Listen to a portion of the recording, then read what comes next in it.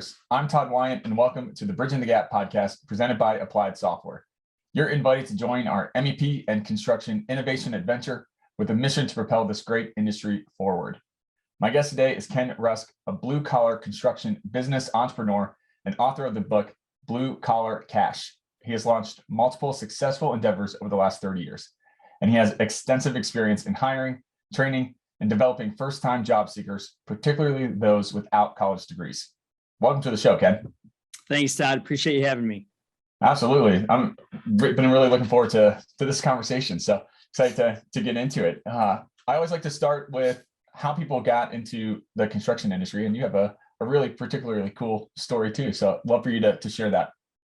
Well, sure. You know, it all began when I was about 15 years old. My high school actually shared a fence with an industrial park. And we used to cut through the hole in that fence to go hang out at the carryout after school, which a lot of kids did. And I just remember doing that and going through this industrial park, and there was several businesses there. One in particular, it just had a lot of high energy to it. There was all the things that kids my age would have liked. There was backhoes and tow motors, and there was, dump trucks and a bunch of guys milling around and a lot of energy. And so one day I stopped and I said, "Hey, what do you guys do here for a living?" And they said, "Well, we basically dig ditches." And we ended up repairing foundations on old buildings. So I said, "Well, I can do that. I need gas money for my car that I want to buy, and I need, money to take out my girlfriend for pizza or go bowling or whatever kids did back then." And so I said, "Yeah, sure, I can do that." So I started digging ditches in the summertime, and then in the wintertime, when I was still in high school, I would work in the office after school since it was so close. And I just got a kind of a sense of feel for how the whole business worked.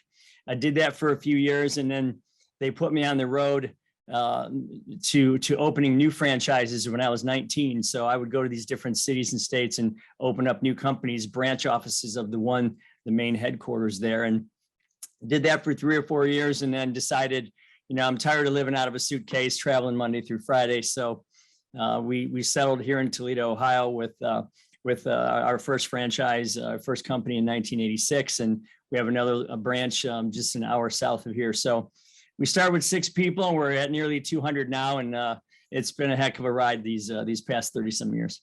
That's awesome. I love hearing that evolution of it too. It's very cool. What do you think is one of the kind of the biggest misconceptions with construction?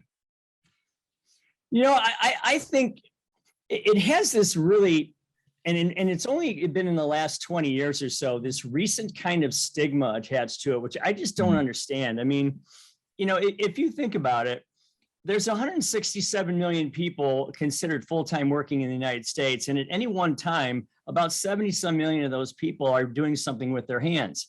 So roughly half the population is doing something that supports, all the infrastructure that we need to do and the things that keep our economy going. So I think the biggest misnomer there is that, well, you are less than if you don't go to college. I mean, if you have a trade or a skill, you're a carpenter, a plumber, electrician, whatever, that's less than the white collar jobs. And man, nothing could be further from the truth there. Yeah, absolutely. It's something that really perplexes me on really what changed, because for generations and generations, construction was what people went into and what you kind of aspired to do, and you built all these great family businesses, and it was not looked down upon at all. And then like you said, that something switched in the psyche almost. What do you think caused that kind of shift over to putting the stigma on it? Well, it's pretty clear, actually. Back in the 80s, they decided to take, in their infinite wisdom, they decided to take shop class out of high school, and they replaced those rooms with computers. Now, I know we all had to learn computers. I get that. I mean, we have handheld computers, on our hip every day. But I never really thought it should have been a binary choice. Why one versus the other? Why couldn't we have had both? And what that did was it eliminated the almost accidental discovery of carpentry, plumbing, electric, welding, mechanics, home economics by kids in high school that would have, walked by those shop classes and went, wow, that's cool. I wonder what they're doing in there. So they didn't have the opportunity to discover those things beyond that point. Now, if you pair that up with the fact that instead of us going in the backyards anymore and building tree forts with lumber that we could find and some old nails and a hammer, which we did, kids are building towns on Minecraft right now on these little screens. Well, that's not the same experience as whatsoever. So if you take those two, what I call confluences, multiple influences, and you add them to the fact that colleges have done a really great job of marketing and almost steering high schools and parents into saying, if your kid doesn't have a college education, he's not going to be successful. And I got to tell you, that's just crazy talk. I mean, I have a lot of friends that are blue collar entrepreneurs, and there is so much value, so much opportunity, and so much money, especially now, because of those influences that people are missing out on. And if they took a good hard look at it, they'd make some different decisions, I would think. Yeah. So do you think we have a blue collar kind of crisis in America today then? Well, there's no doubt. I mean, if you think about, for every 10 contractors that are retiring, and I mean, the average age of a contractor these days is 52 to 55. So for every 10 of those that are retiring, we're only getting about 5 to backfill those jobs. So you can see what's going to happen here real quick. You have the parents that are kind of like almost unknowingly or involuntarily steering their kids to college is the only way. Then you have this situation where people are retiring. It's creating a huge supply and demand issue. And as we all know, I mean, Econ 101 says where supply is low and demand is high, that's where the money goes. So, we're seeing carpenters, electricians, and plumbers making $100,000 a year in our town. Okay. They're making more than lawyers are. So it's really something that it's like it's one of those secrets that I think we need to wake people up to, because if they took a good look at it, I think they'd steer their kids in a much different direction. Yeah. And not only are they making the 100,000 plus, they don't have all the student loan debt that lawyer does have too, and it takes so much longer to even get to kind of a break-even point with that. Well, yeah, and I have to tell you, I always make sure that I put this in here. I'm not an anti-college guy at all. If you're going to be the surgeon who's operating on my shoulder so I can get back on the golf course, I'm going to want you to have gone to all the classes and learn everything there is to know before you pick up a knife. If you're a teacher, or if you're a financial guy, or if you're an engineer, you have a specific reason to go to school and a specific job waiting for you. And I think that's a good thing to do. But if you're just going to college because someone tells you have to, and maybe you're going to acquire the skill of beer pong, okay, and one of those bland business degrees that we are overproducing like crazy right now, you're going to come out the other side with a bunch of debt and not a lot of prospects. So I really caution people to think about that.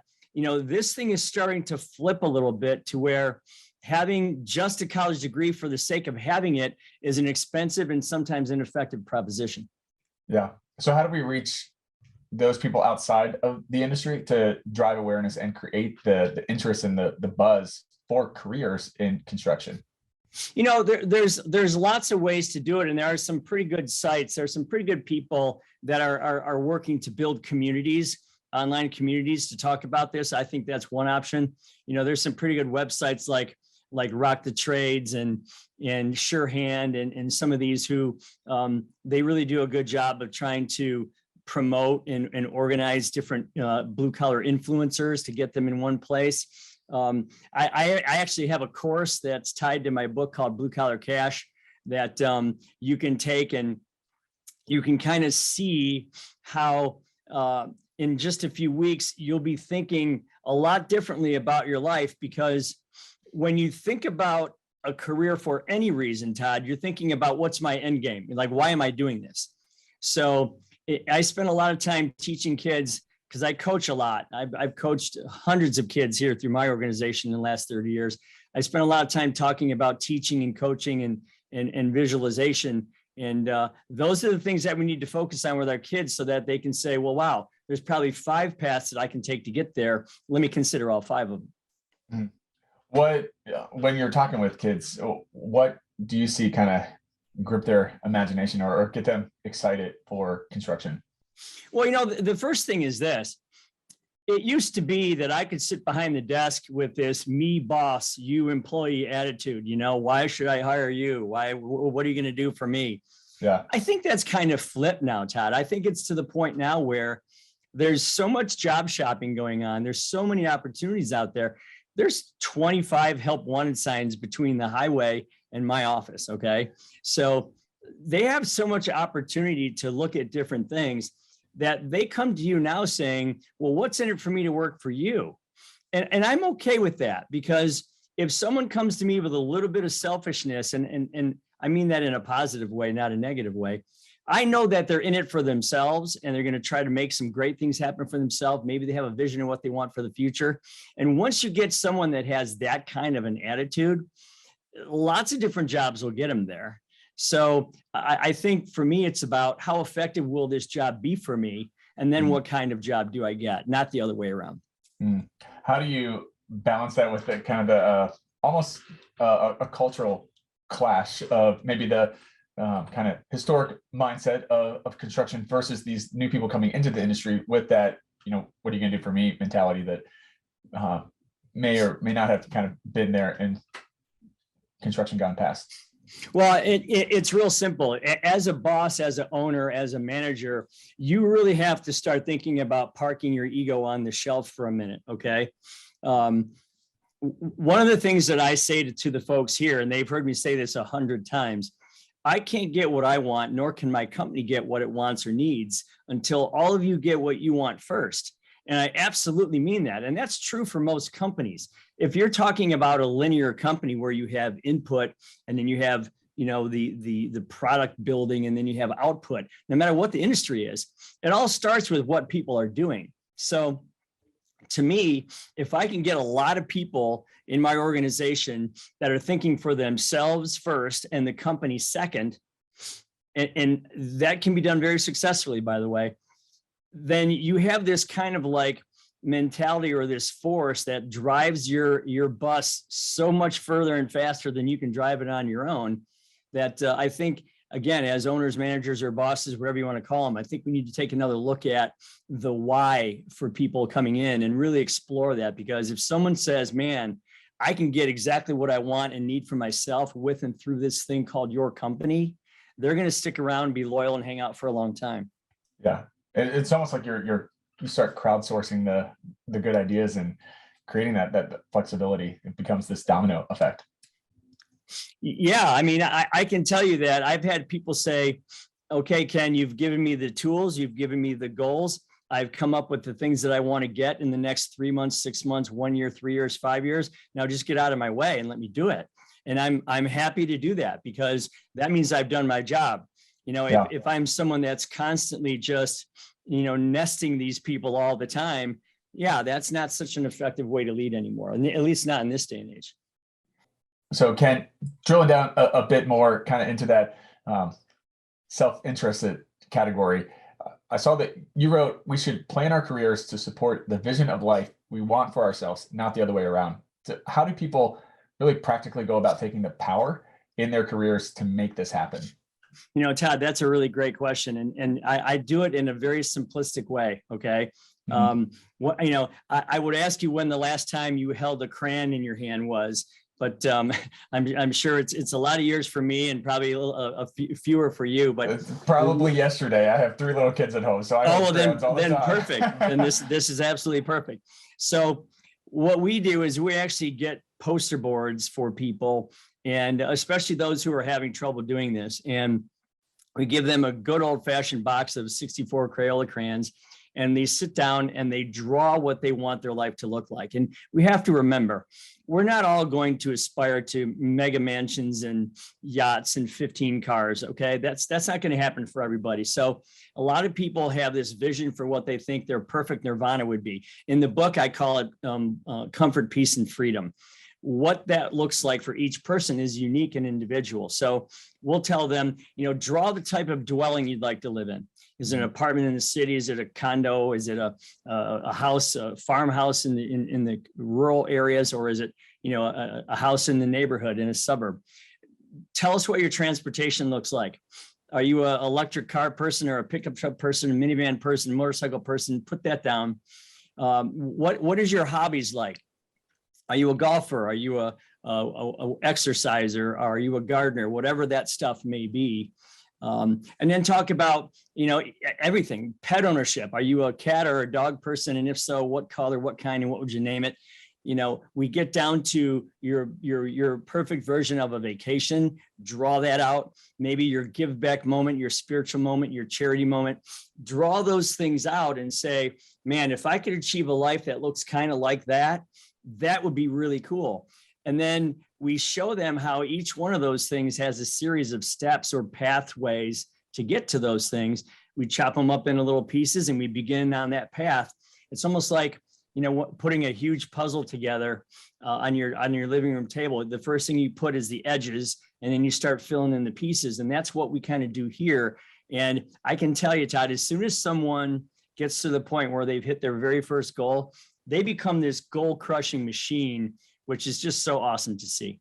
Yeah, I love that visualization aspect of it. I was a collegiate swimmer, and my coach was huge on us kind of seeing the end result of where we wanted to go at the end of the season and then working backwards. And it works like crazy. When you can visualize that thing, you have the whole story kind of painted out. It's much easier to start working backwards. If you think of two things, number one, get in your car right now, back out of your driveway, okay, put it in drive. And then can you imagine thinking, wow, I have no idea where I'm going? You know what I mean? So you typically have a destination. The same thing with a vacation. I don't think anything on the planet gets visualized more clearly than my next vacation. Okay. Whether you're going to go to Disney World or you're going to go to the beach, you're going to go skiing, or you're going to go to the mountains, or whatever you're going to do, go fishing. You have that so clearly in your mind. You look forward so much to that you're thinking about the fishing gear and the river and the waders you're going to wear and the plane ticket and the lodge you're going to stay in. All those things are so clear in your mind. Why isn't your life that way? Why isn't your whole life as clear in your mind as a typical vacation? And I'm saying that it should be, because then you live a life that I call anticipatory, where you're anticipating all these things coming your way. And it's just a much better way to live. Yeah, I agree. Why do you think people don't do that then? If it seems like it should be kind of obvious, what's the stumbling block there? I think people are always stuck in this if-then mode, okay, where if I go to school and if I get good grades and if I get a scholarship and if I get accepted at a college and if I get a degree and then if I get a job and if that job pays well, then I can start living my life. Mm-hmm. Well, it should be the complete opposite of that. You have to start with the then first, okay? You have to begin with the end in mind, as they say. Mm-hmm. Start with the then first and then work that way back to today. Most people, they just get stuck in this someday world versus the two-day world. And I mentioned that in the book as well, the comparison between the two. And I think until they understand that they are a heck of a lot more in control of their lives than they think they are, then those things will start to happen for them. Mm-hmm. Yeah, love that. What do you think is something that's going to help shape and maybe define the construction industry this year in 2022?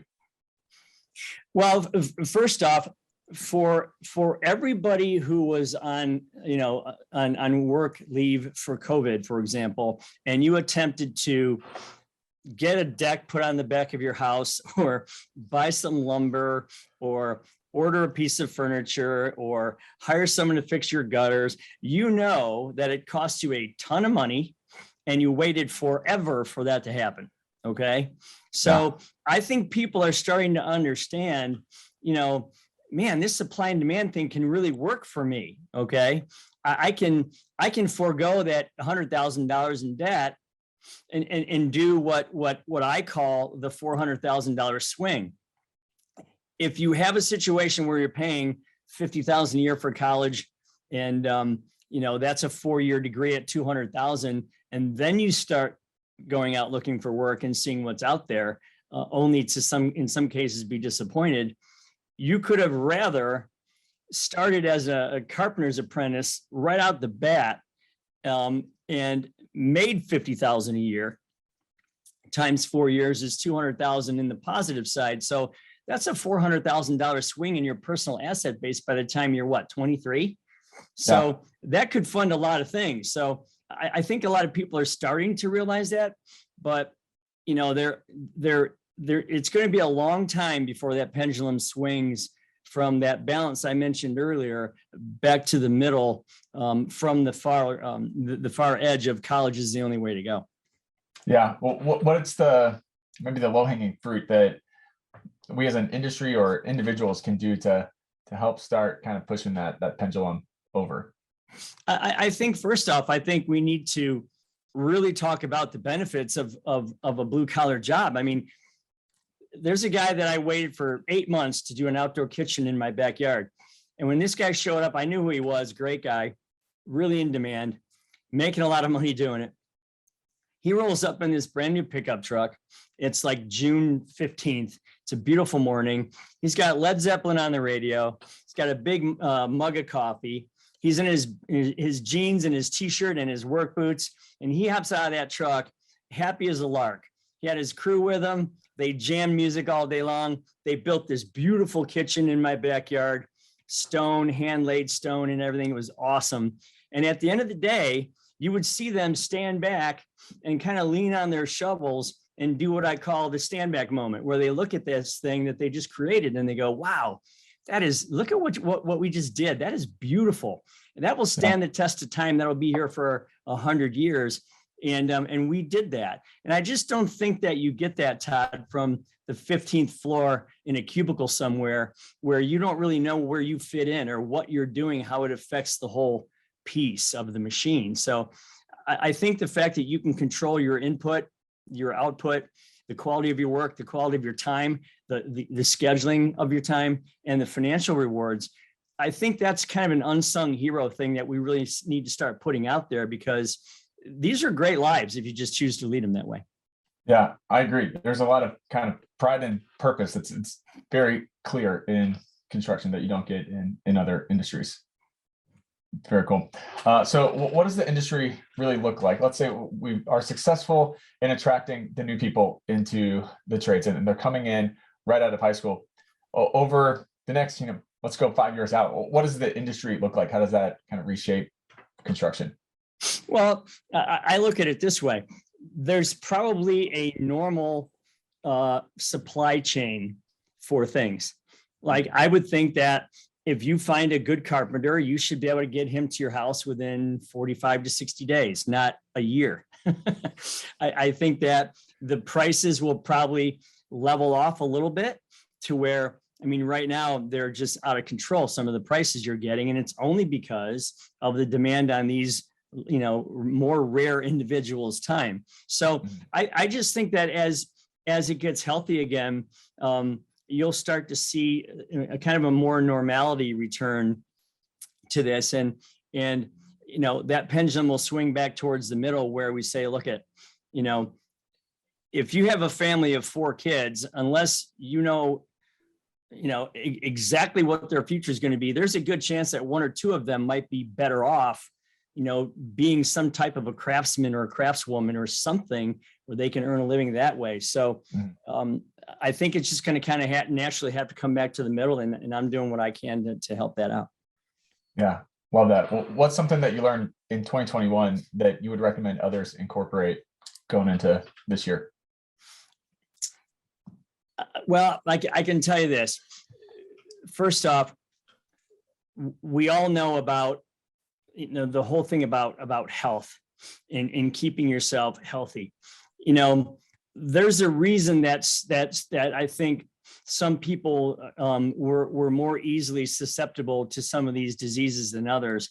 And it to me, it just seemed like, if you really took care of yourself and you took your vitamins and you ate well and you exercised and you slept well, you had a better chance of dealing with those diseases when you went through them. And all I can tell you is, I think it's incumbent upon all of us to be thinking like that, because even in a non-pandemic scenario, we should all try to strive to be as healthy and energetic as we possibly can, get rid of some of those bad habits, because it's not only affecting you, it's affecting the people around you, your family, your friends. So for me, it was all about, wow, we should really take stock in what we're doing to ourselves on a daily basis and how we just pollute and beat on ourselves, and maybe kind of thin out that a little bit and get back to living a better way.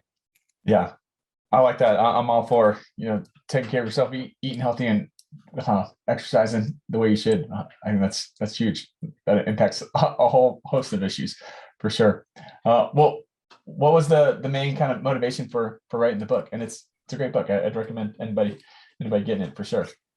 Well, I wrote BlueCollar Cash to prevent, one kid from going down the wrong path. If I can catch one, I'll tell you a quick story. I had a car that was going in for repairs that they had to rip the dashboard out. It was a nightmare. It was going to be down for like 3 weeks. So they had me rent a car. I go to the rental car agency, and there's this kid that comes out from behind the desk. He's like 23, and he had a 3-piece suit on, and it felt like every piece was from a different suit, but he was really working it. I mean, he was trying to be the best foot forward that he could put. And he came out and we talked for a while, and I had to wait for an hour to get this car for someone to bring it back. And I talked to him about his personal scenario, and he said, he says, I went through college. I have like 80 grand in debt. I didn't want to go. Now I'm here making 28.5 a year at this car rental place. And I don't know when I'm going to pay that off. I mean, when do I get to start living my life? Okay. I think I got sold down the river a little bit. And he goes, and the thing is I really like being outside. I really thought I could be a good carpenter. And I said, well, then go do that. Okay. Go do that as soon as you possibly can, because if you're passionate about it, you're going to make a good living doing it. So I guess if I could prevent one person from going through that, it would be a good thing. I have a lot of great friends that are blue collar entrepreneurs that went through the most horrific circumstances only to come out of the other side due to their hard work and their work ethic. And for me, it was all about, should we not just step back a minute and say, look at all your options, figure out what you want your life to look like first, and then let's look at all of our options and all the different paths that it takes to get there, because there's many of them, and you should at least take a look at some of them. Yeah, I love that. It's a great motivation for the book for sure. So how do people either get a copy or find out more information and connect with you? So you can go to kenrusk.com. And you can see there's a bunch of buy buttons there. There's Amazon, Barnes and Nobles, all your independent bookstores. Don't forget those. And I do want to say that when I built this course, it's a $99 course that you can buy, and you get a free $24 book with it. And for every one of those that people buy, I donate one to a child in need in the inner city or wherever I can do that. And for me, this isn't about selling books. My life has been really, really good without this whole project. So this is kind of like my way of giving back. They say to whom much is given, much is expected. So for anyone out there that's thinking about doing this, you not only would help yourself, but you're going to be knowing for sure you're going to be helping someone else in the process. So feel free to go out and pick it up and let me know what you think. I'd love to hear your feedback. That's awesome. I think your passion for this more than shines through. I think that's really inspiring. I love seeing that. Thank you. Well, final question for you. What does innovation mean to you? Innovation. Oh my God. I love this. Innovation to me means thinking outside the box. And that's what makes our entire world work, is when somebody looks at something and, sometimes you see these products that you find on TV and you look at them and you go, man, why didn't I think of that? I had that idea a long time ago and I never did anything with it, because you never did anything with it. But yeah, for people to take, the current state of whatever it is and look at it and go, man, I think there's a better way to do that. Let's improve upon that, or let's make a commercial use into a home use or into an industrial use. I just love the ability for people in this country to think outside the box and change and create things. So love that word innovation. It's a good one. Nice. Well, Ken, thanks so much for joining the show. I enjoyed this conversation. It was great. Yeah, thanks. Thanks for having me, Todd. I really appreciate it. Absolutely. Awesome. Is there anything that we didn't cover that you want to make sure we get No, an episode? I think we're good. You did a great job. As I told you, I've done a few of these, and you can always tell when someone has done their homework and their research. I mean, sometimes you'll do a podcast and you'll give an answer and you hear, great. And then all of a sudden they go to another question and it's like, and their answer again, it's great. Oh yeah. And, and you know that they're just doing the motions where you were involved in it and into it. And I just want you to know that I really appreciate that. So Thanks. I appreciate that. I have fun. I love doing this podcast and having all these conversations, and it's fun getting to meet new people and interact with them, and then learn more about their passion projects as well too. well, very good. I mean, if you ever have any last minute cancellations or anything, just let me know. I'll be happy to come back. Awesome. Will do. Sounds great. Thanks so much, Ken. Okay. Have a great day, guys. Yeah, you as well. Yep. Bye.